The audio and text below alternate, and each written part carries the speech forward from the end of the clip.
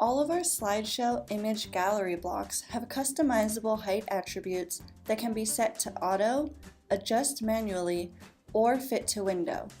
These design features are great for those users trying to include a portfolio on their site.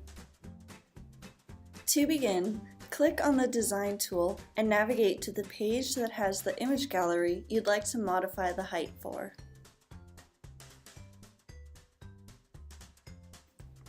Once there, select the image gallery and to the right-hand side of the preview, click into the Type drop-down. You'll need to have one of the slideshow options selected to change the height manually.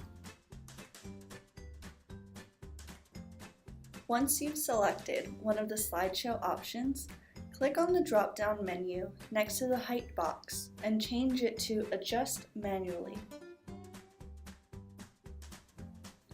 More design options will appear below the drop-down, and here you can enter a number to adjust the overall size of the gallery. The larger the number, the taller the gallery will be. Feel free to play around with the gallery sizes to find the height that fits your specific website's need. And if you have any questions, feel free to email us. Our email address is support@gospacecraft.com. More articles and videos are available at support.gospacecraft.com.